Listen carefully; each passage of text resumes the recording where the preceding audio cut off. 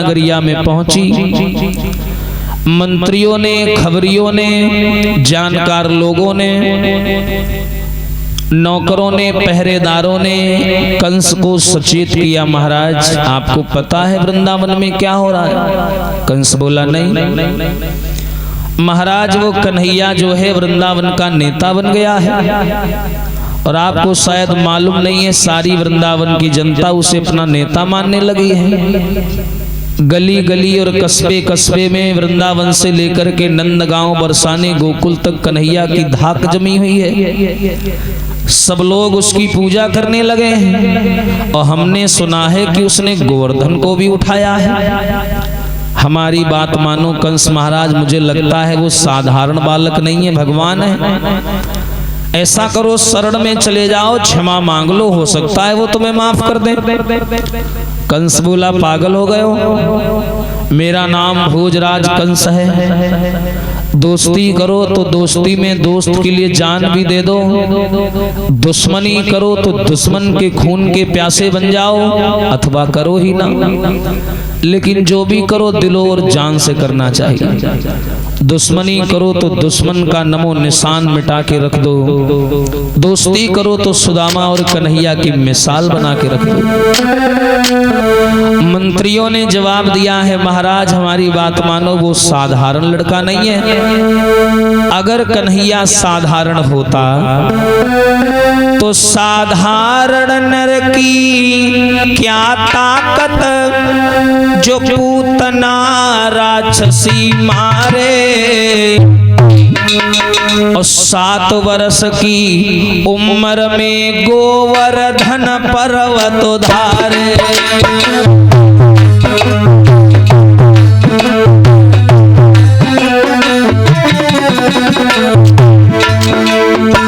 महाराज ये साधारण लड़के तो काम नहीं कर सकते। साधारण लड़के की क्या ताकत, जो पूतना राक्षसी मारे। 7 वर्ष की उम्र में गोवर्धन पर उधारे।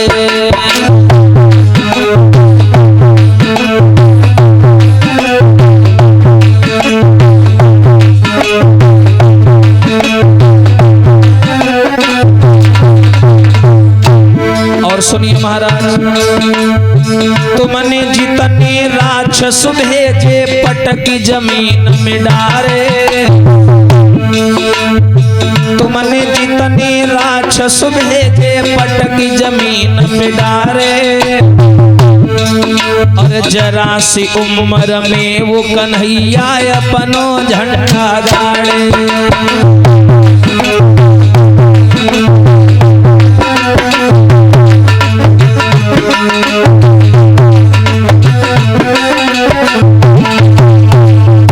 सुनिए महाराज, जरा दिमाग लगाइए, अगर कन्हैया साधारण बालक होता तो क्या साधारण बालक पूतना को मार पाता? अगर कन्हैया साधारण होता तो तुम्हारे पास में इतने बलवान बलवान राक्षस थे, सबको कन्हैया ने मार गिराया। अभी भी तुम उसे साधारण समझ रहे हो?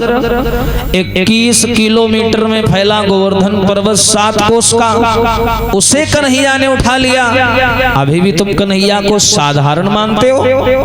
कंस बोला मुझे मालूम है कि वो नारायण है, लेकिन अब दुश्मनी का हाथ बढ़ा ही दिया है तो क्या फायदा है कदम पीछे हटाने का। मरो तो शेरों की भांति मर के चले जाओ। यही एक सच्चे मानव की मानवता है, एक सच्चे मर्द की निशानी है। अब दुश्मनी हो ही गई है तो मैं पैर पीछे नहीं करूंगा, अब चाहे वो नर हो या नारायण हो। इतना बोल करके कंस ने क्या किया, यदुवंशी मंत्री अक्रूर को बुलाया। इधर आओ। देवर्षि नारद के कहने पर कंस ने क्या किया, अपने यहाँ एक धनुष यज्ञ रचाया। इसके घर में एक धनुष रखा हुआ था और ब्राह्मणों ने कहा था कि जिस दिन ये धनुष तोड़ने वाला आ जाएगा समझ लेना तुम्हें मारने वाला आ गया। तो इसने क्या किया, बहाना बना करके एक यज्ञ रचाया और मेहमानी के नाते कन्हैया और बलराम को मथुरा में बुलाया। कंस ने विचार बनाया, जब ये कन्हैया और बलराम मथुरा आ जाएंगे फिर मैं जैसे चाहूंगा इनको मार दूंगा, क्योंकि ये यहाँ अकेले हो जाएंगे, इनके साथ में कोई होगा नहीं। तो झूठा जाल बिछाया कंस ने मथुरा में कृष्ण और बलराम को मरवाने के लिए। इसने पत्र लिखा और अक्रूर को दे दिया। उसे पता था कि अक्रूर कन्हैया एक ही जाति के हैं और ये एक दूसरे की बात भी मानेंगे, क्यों ना अक्रूर को ही भेज करके कन्हैया को झांसा दे करके मथुरा में बुलवाएं और यही मार दें उसे। पत्र दे दिया अक्रूर को। आज चाचा अक्रूर पत्र लेकर के वृंदावन जब जाने लगे तो अक्रूर ने कंस से कहा, महाराज मैं आपका मंत्री हूँ, ज्यादा बोलना तो मेरी औकात से बाहर है, लेकिन एक मंत्री होने के नाते आपको एक सलाह दे रहा हूँ कि जितना कन्हैया तुम्हारे नजदीक आएगा उतना तुम्हारी मौत तुम्हारे नजदीक आएगी, इसलिए दूर रहो तो बढ़िया है। कंस ने जवाब दिया, ज्यादा ज्ञान मत दो, जो मैंने काम दिया बस वो काम करो। ये पत्र लेकर के जाओ और कैसे भी करके खाली हाथ मत आना, वृंदावन से कन्हैया और बलराम को लेकर ही आना। जाओ। आज अक्रूर पत्र लेकर के चल दिए, रथ पर बैठे रोते हुए जा रहे हैं, सोच रहे हैं सारी जिंदगी हो गई भगवान के दर्शन नहीं किए, आज पहली बार वृंदावन जा रहे हैं, कन्हैया के दर्शन भी पाएंगे, लेकिन मौत का संदेशा लेकर के जा रहे हैं। वारी किस्मत। चल दिए हैं अक्रूर महाराज। चलते चलते भैया बताया, अरे चलते चलते महामंत्री वृंदावन में आए रे, जमुना किनारे रथ को रोक के बामे खूब नहाए रे।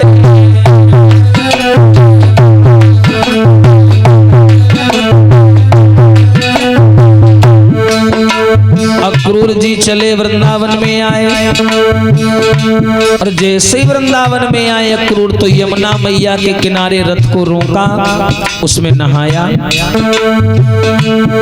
तो क्या किया, अरे लेकर कृष्ण को नाम जबई चाचा ने डुबकी लगाई रे, और दीन बंधु भगवान के पानी में दर्शन दीन है जाई रे।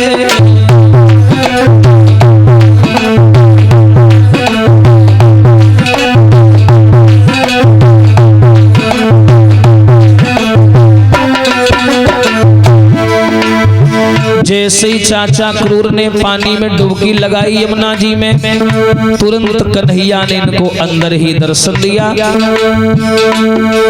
अरे दर्शन पाई के तब मंत्री जी मंद मंद मुस्कुराए हैं, हाँ? और बड़े दिनों के बाद कन्हैया दर्शन तुम्हारे पाए हैं।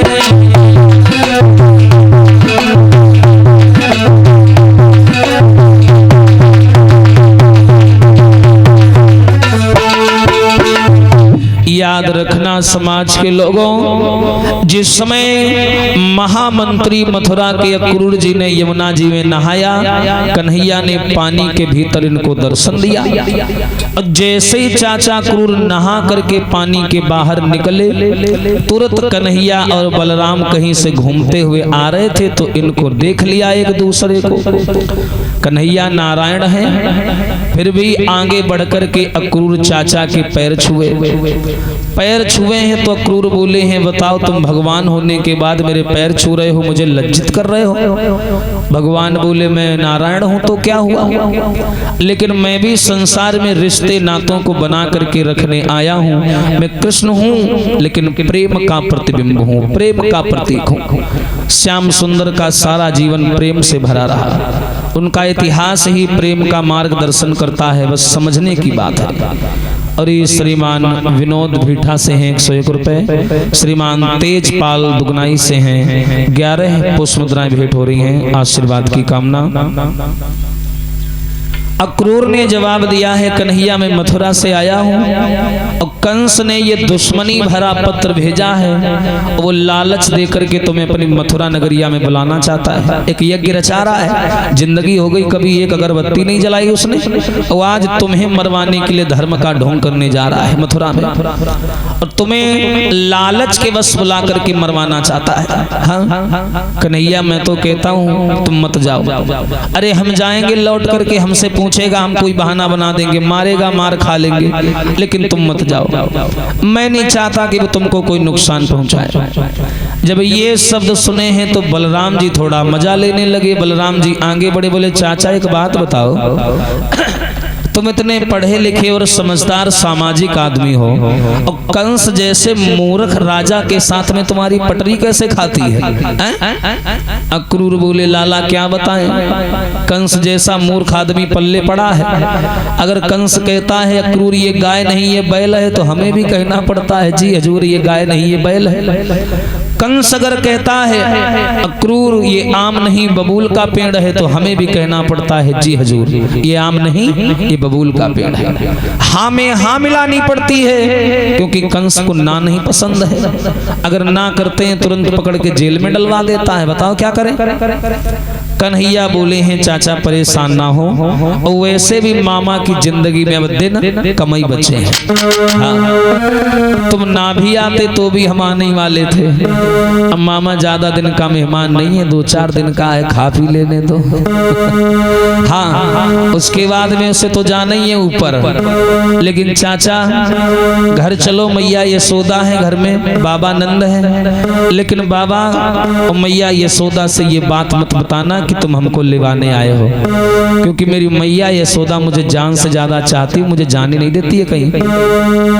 अक्रूर को लेकर के घर में आए, मैया यशोदा ने देखा देवर जी आए हैं, तुरंत मैया यशोदा उठी कि आदर से इनको बैठा कर यशोदा ने भोजन करवायो।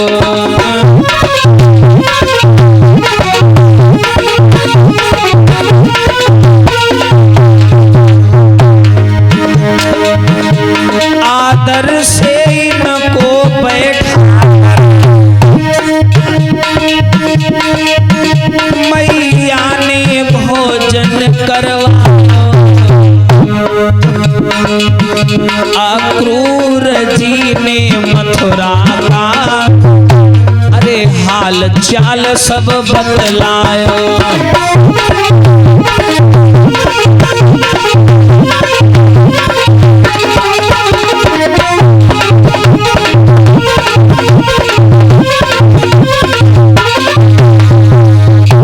याद रखना मैया यशोदा ने बढ़िया सम्मान किया, अक्रूर जी का भोजन पानी करवाया, लेकिन अक्रूर जी ने वो बात यशोदा को नहीं बताई कि हम कन्हैया को लेवाने आए हैं। सारी रात रोती रही, सारी रात सोती रही मैया यशोदा। सब लोगों ने आराम किया और जैसे ही सवेरा हुआ, यशोदा थोड़ा घर में कोई मेहमान आता है तो काम काज वैसे भी बढ़ जाता है, तो यशोदा मैया लेट सोई और लेट उठी। तो बताते हैं कि जिस समय लेट उठी तो यशोदा ने देखा कि घर के बाहर थोड़ी हलचल हो रही है। निकल के बाहर आई तो देखा कि कन्हैया और ग्वाल बाल रथ को सजाने में लगे हैं, नए नए कपड़ा पहने खड़े हैं, ऐसा लग रहा जैसे कहीं जा रहे हैं। तो यशोदा बेचारी ऐसे उस नींद में थी, उठ के चली आई, बोली कन्हैया कहाँ जा रहे हो, इन नए नए कपड़ा पहने हो, ये रथ को सजा रहे हो। तब कन्हैया बोले मैया माफ कर देना, मैं बताना भूल गया, वो मामा ने बुलाया है, कंस मामा ने। क्या? हाँ आज जा रहे हैं, कल रुकेंगे, परसों लौट आएंगे। मामा ने एक यज्ञ रचाया है, अब दुश्मनी है तो क्या हुआ, मामा तो है ही, अब फर्ज तो निभाना ही है ना, इसीलिए जा रहे हैं। मैया यशोदा बोली लाला वो काला नाग है, काले नाग पे भरोसा नहीं करना चाहिए बेटा। जब काला नाग कहा तो दामा बोला तो वही माँ का दिक्कत है, तो लड़का तो करिया है। हाँ इसमें क्या समस्या है, जाने दे, कुछ नहीं होगा मैया यशोदा, हम लोग भी तो साथ में जा रहे हैं, तेरा लड़का कौन सा अकेला है। देख मैया यशोदा, देख देख अपनी लाठी में पेंट करा के लाया हूं। हाँ मोटी तगड़ी है, सर्विस करा के लाए। हाँ सारा कंपनी का डीजल डलवाया है इसमें, घबराना नहीं बिल्कुल। हम सारे ग्वाल बाल कन्हैया के साथ में नंद बाबा जा रहे हैं। कंस ने जरा सा भी अगर कोई बदतमीजी की तो वहीं पटक के मारेंगे उसको। मैया यशोदा बोली चुप कर, पहले अपनी टांग संभाल, ढंग से हिल रही है तो दूसरों को क्या ज्ञान देगा। तुझे मालूम भी है कंस कौन है? गोकुल में रहती थी, आए दिन कन्हैया को मरवाने के लिए कोई ना कोई राक्षस भेजता था। हाँ इसलिए मेरी बात मानो लाला कन्हैया, तुम ना जाओ। वो तुम्हें मरवाने के लिए झूठा जाल बिछा करके बुला रहा है। मेरी देखो आंख भी फड़क रही है, मत जाओ मत जाओ कन्हैया। भगवान बोले मैया तू परेशान काहे को हो रही है? चाचा क्रूर हैं साथ में और वहां भी अपने लोग हैं, तू घबरा नहीं। मैं जाऊंगा, कल धनुष यज्ञ देखेंगे, परसों लौट आएंगे। ये सौदा बोली है भगवान ये क्या हो गया? अरे सत्यानाश हो इस क्रूर का, मेरे घर का अन्न खा करके मुंह बंद करके सोता रहा। एक बार भी इसने सच्चाई नहीं बताई कि ये मेरे कन्हैया को लेने आया। कि चले हैं मथुरा को भगवान और देख के मैया भई हैरान। चले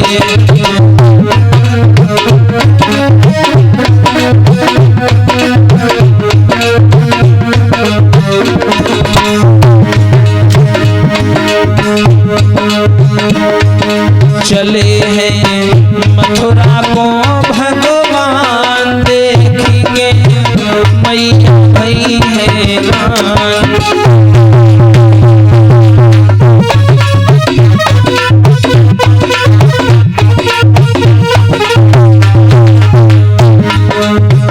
मैया बोली लाला मत जाओ।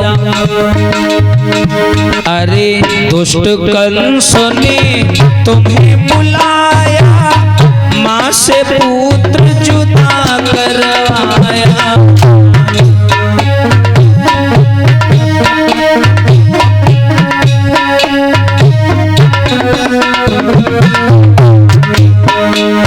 अरे दुष्ट कंस ने तुम्हें बुलाया, माँ से पुत्र जुदा करवाया।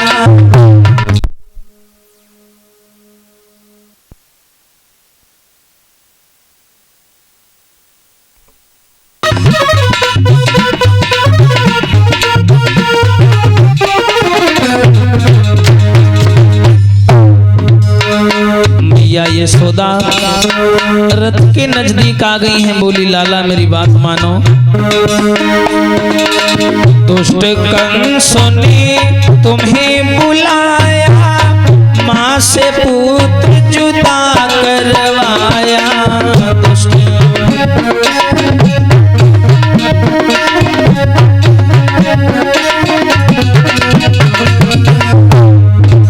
लौट के जल्दी आना श्याम देख के मैया भई हैरान। चले हैं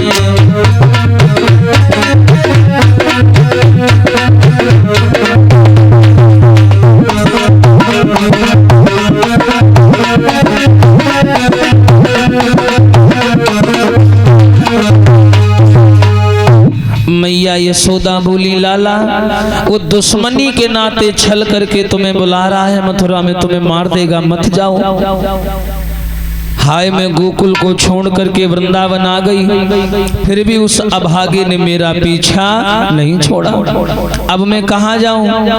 कन्हैया बोले मैया तू तो ऐसे रो रही है जैसे मैं भी मर गया हूँ, ऐसे थोड़ी ना बोलते हैं। आज जा रहे हैं, कल धनुष यज्ञ देखेंगे, परसों लौट आएंगे, क्यों चिंता कर रही है माँ?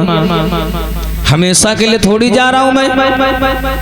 यशोदा मैया बोली लाला मुझे तेरे ऊपर भरोसा है, ग्वाल बालों पर भरोसा है, नंद बाबा पर भरोसा है, देवर क्रूर जी पर भरोसा है, लेकिन उस अभिमानी कंस पर भरोसा नहीं है। क्या पता वो तेरे साथ में क्या कर दे बेटा, पुरानी दुश्मनी है, मत जाओ। कन्हैया बोले मैया तू माँ है, बेटों के प्रति ममता दिखाना तेरा धर्म बनता है, लेकिन भरोसा रखना मैया हम और बलराम भैया कोई साधारण व्यक्ति नहीं है, ध्यान रखना है? अगर मामा कंस ने जरा सी बदतमीजी की ना मैया तो सूचना बढ़िया सुनने को मिलेगी तुम्हें। हम भैया बलराम कोई साधारण नहीं है। अरे भैया मारेंगे एक लात तो 7 कोस उड़ जाएगा।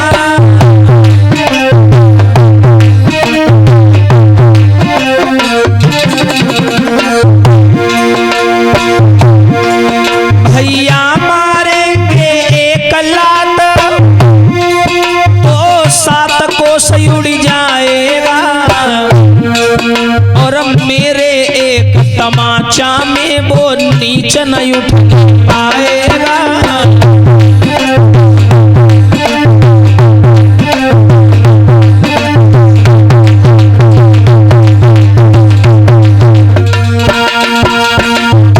भगवान कन्हैया बोले बिल्कुल घबराना मैया, हम बलराम जी कोई साधारण थोड़ी ना है। अरे माँ हम और दोनों भाई जिस तरफ को झुक गए ना उस तरफ बिल्कुल फटी फटी नजर आएगी, ध्यान रखना, इसलिए घबरा नहीं।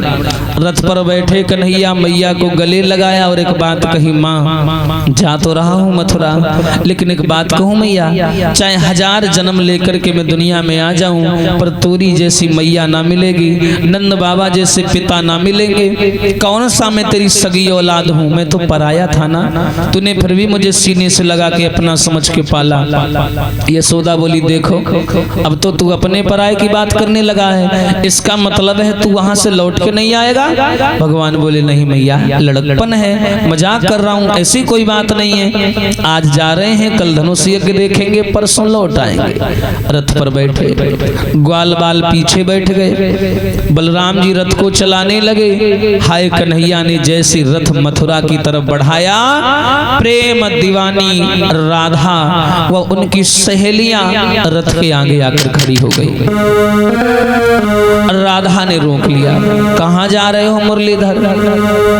ना कोई बात ना कोई चीत, ना तुमने पूछा, अब बिना पूछे कहां जा रहे हो? भगवान बोले अरे हाँ राधा, अरे वो मैं तुझे बताना भूल गया।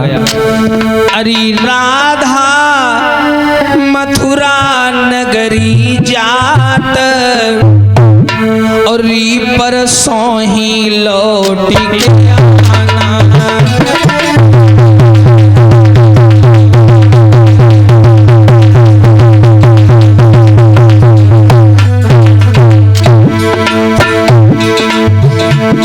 तुम साची मानो राधा है निश्चित मेरो वादा।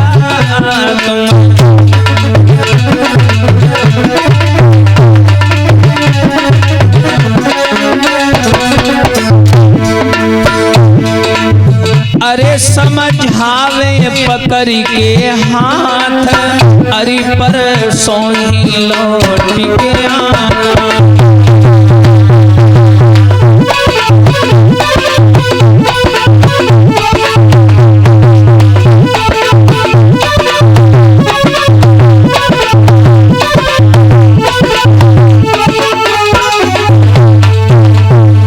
भगवान कन्हैया बोले राधा मैं कहीं और नहीं जा रहा हूँ, मामा जी ने बुलाया है, मथुरा जा रहे हैं, आज जा रहे हैं, कल रुकेंगे, परसों लौट आएंगे। जो मथुरा का नाम सुना तुरंत सहेलियां एक दूसरे का मुंह देखने लगी, बोली गया, अब तो करिया गया हाथ से।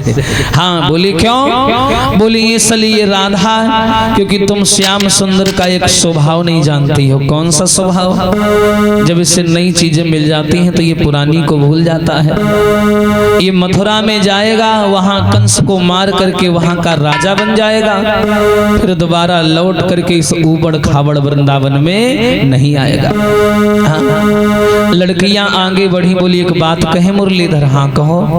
तुम जा तो रहे हो मथुरा और एक तरफ कह रहे हो लौट के आएंगे, तुम जा रहे हो इस बात पर भरोसा है, लौट के आओगे इस बात पर भरोसा नहीं। क्यों नहीं है? क्योंकि वहां ज्ञान ध्यान धारी और पंडित अनेक रहे और यहाँ ग्वाल गोपियां सब ही गंवारिन है। यहाँ साग बथुआ और सौ फुवरियन के हाथ को और वहाँ सुंदर भोजन बनाती सुंदर नारी है। और यहाँ घास फूस की और झोपड़ियन में रहनो पड़े वहाँ उन अमीरन के अटा और अटारी है। लेकिन बिहारी मोए भूल मत जइयो ओ हम सब तो तेरे एक प्रेम की पुजारी है। हमें मालूम है कन्हैया क्या है इस वृंदावन में हम गाल गोपियां गंवारी हैं 10-10 दिन हो जाते बाल नहीं धोती है नहाती नहीं है। वहां जाओगे सुंदर सुंदर नारियां मिलेंगी सुंदर सुंदर रानियां मिलेंगी राजा बन जाओगे सुंदर सुंदर खाना मिलेगा तो क्या तुम्हें वृंदावन का साग बथुआ याद आएगा? नहीं आएगा। कहाँ यहाँ झोपड़ी में रहना पड़ता है वहां सुंदर सुंदर महल होंगे क्या भला तुम लौट के आओगे? नहीं आओगे।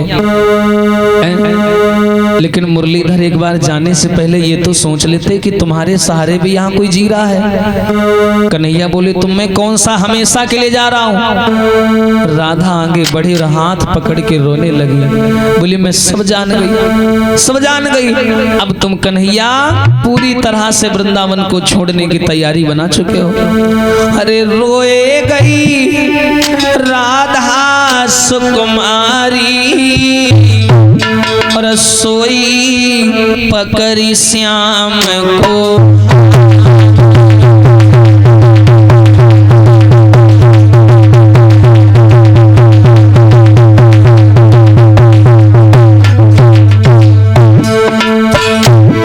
एक कन्हैया तुम बिनी कान्हा नाय जी पई है।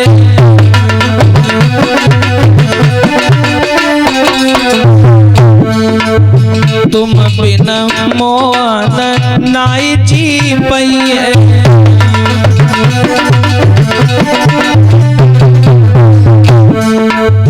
किन से मन की व्यथा बताई है।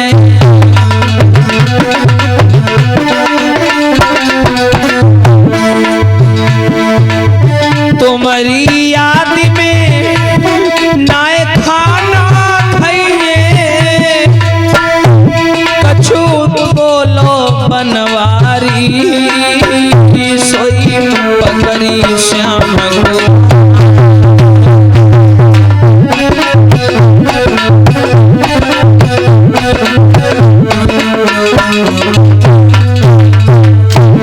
अरे रोए गई राधा सुकुमारी सोई पकड़ी श्याम को हाथ।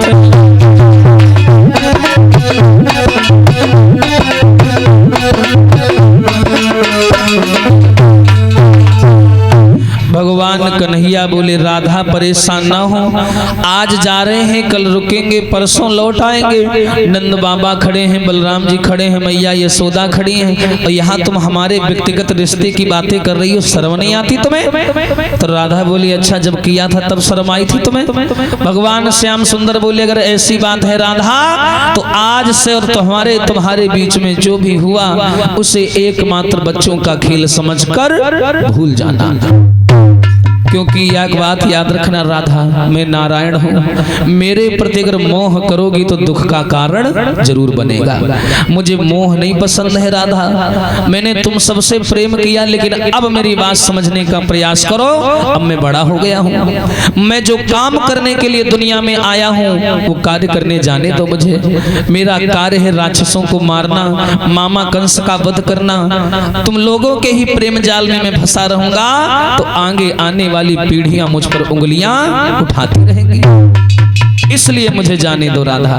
हाय जो कन्हैया ने कहा कि बच्चों का खेल समझ के भूल जाना, राधा को ऐसा लगा जैसे किसी ने भरे चौराहे गाल तमाचा मार दिया हो, ऐसा महसूस हुआ।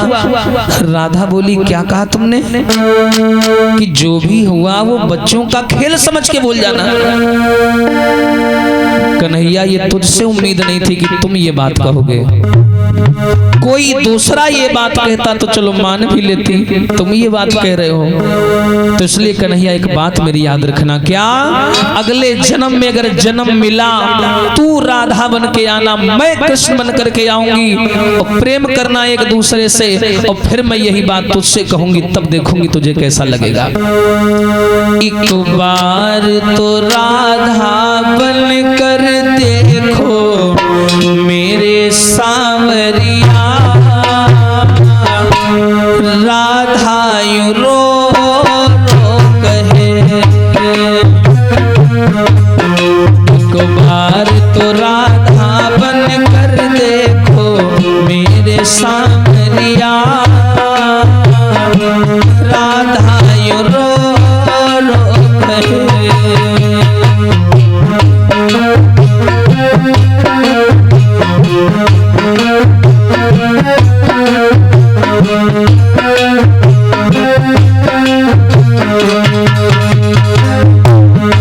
अरे कन्हैया, अरे तू तो भंवरा है भंवरा, आज इस कली पर आज उस कली पर तू प्रेम की व्याख्या क्या जाने मोहन। क्या आंसू होते हैं, क्या पीड़ा होती है, क्या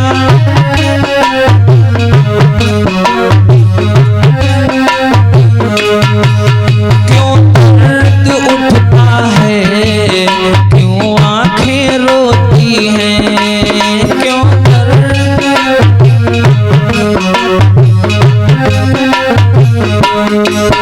एक बार आंसू को बहा कर देखो सांवरिया,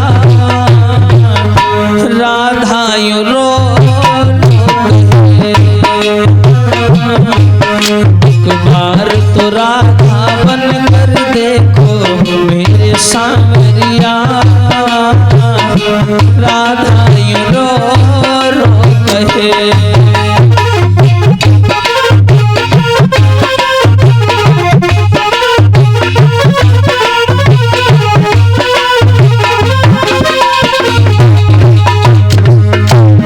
कन्हैया क्या जानोगे मोहन तुम प्रेम की भाषा,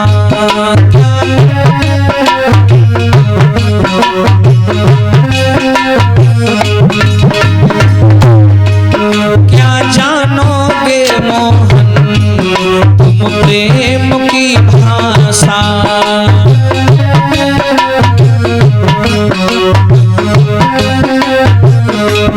और क्या होती है आशा, क्या होती निराशा, क्या होती है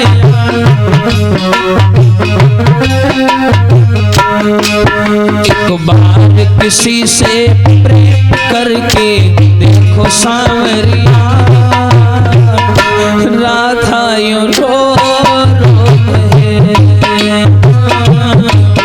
एक बार तो राधा बन कर देखो मेरे सांवरिया, राधा यूं रो रो कहे।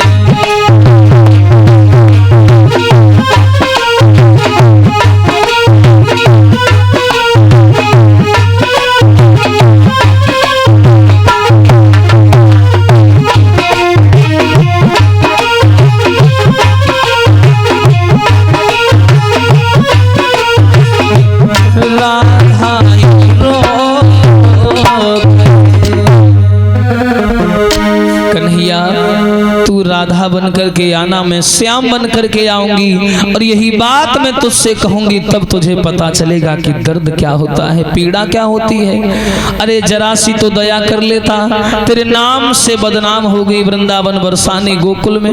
जहां से भी निकलती हूँ लोग यही कहते हैं, राधा कहाँ जा रही हो, श्याम से मिलने जा रही हो। यही बात लोग बोल करके मुझे तुझसे जोड़ देते हैं श्याम, और आज तू ऐसी बात बोल के जा रहा है। कन्हैया बोले एक बात याद रखना राधा, जहां प्रेम है, जहां प्रेम है वहां त्याग जुड़ा हुआ है। प्रेम और त्याग एक ही पहलू के दो अक्षर हैं, इसलिए मेरी बात हमेशा याद रखना, बिना त्याग के आज तक प्रेम का समर्पण नहीं मिलता। त्याग करने का समय आ गया है वृंदावन वालों। अगर तुम चाहते हो कि मेरे साथ आगे आने वाले इतिहास में तुम्हारा भी नाम अमर हो जाए, तो इसलिए त्याग करना सीखो, त्याग करना सीखो। अगर मेरे जाने का दुख हो रहा है तो मुझे तुम्हें खोने का भी दुख हो रहा है। अरे तुम तो कुछ भी नहीं हो मेरी मैया यशोदा, मैं उसका सगा बेटा नहीं हूँ। अरे मैं तो देवकी का हूँ, लेकिन उसने मुझे अपना सगा समझ करके पाला। कोने में खड़ी रो रही है, मैंने पलट के एक बार नहीं देखा। यही तो है मेरी लीला कि मुझे मोह बर्दाश्त नहीं है, ध्यान रखना। इतना बोल करके कन्हैया रथ पर बैठे और सीधे रथ को मथुरा की ओर दबा दिया। जब तक रथ दिखता रहा गोपियां मैया यशोदा रथ देखती रही। रथ दिखना बंद हो गया, गिर पड़ी, रथ की उड़ती धूल देखती रही। और जब वो भी दिखना बंद हो गई तो राधा के मुंह से निकला क्या, अरे अब रथु कढ़ी गो कन्हैया को, अरे अब रथु कढ़ी गो संवरिया को।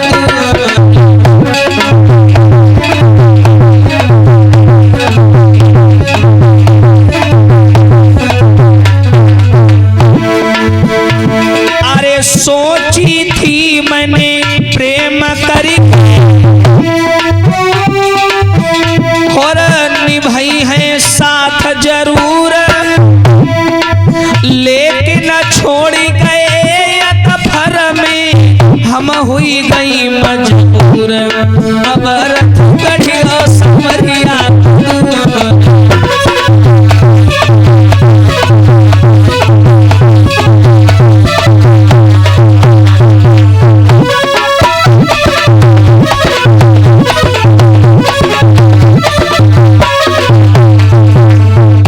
भगवान कन्हैया ने रथ को बढ़ा दिया और अक्रूर जी के साथ लेकर के कन्हैया मेरी माताओं पहुंच गए। कहां? वृंदावन से चले सीधे मथुरा नगरिया पहुंच गए।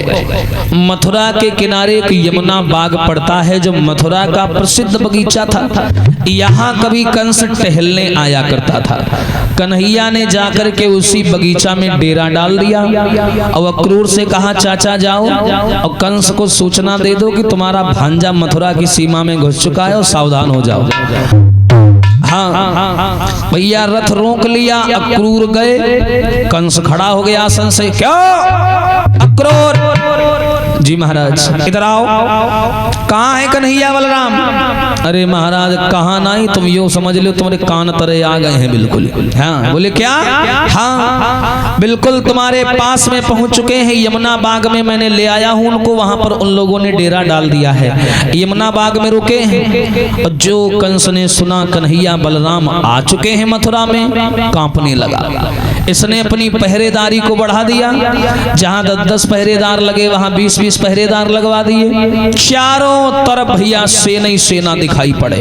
हाँ प्रमाण तो ये मिला है समाज के लोगों कि मामा कंस ने कृष्ण को मरवाने के लिए इतनी सेना लगवाई, इतनी सेना लगवाई कि मगध देश से बताते हैं, मगध देश से लगभग 12,000 किलो से भी ज्यादा की संख्या में मदिरा मंगवाई गई थी, बैलगाड़ियों पर लदवा करके मदिरा, ताकि सारे सैनिकों को पिला करके मदमस्त कर दिया जाए और जहां मिले वहां कन्हैया को दबोच लिया जाए। याद रखना, सारी मथुरा नगरिया के सैनिक भैया लेह कमंडला लौटा बैठे, हाँ, पीने लगे दारू। और ये श्रीमान राम भजन बिराहिमपुर से 21 रुपए, श्रीमान बटेश्वर बिराहिमपुर से हैं 51 रुपए भेंट हो रही हैं, आशीर्वाद की कामना। भगवान कन्हैया इस समय यमुना बाग में ठहरे। कंस ने चारों तरफ सेना को लगा दिया।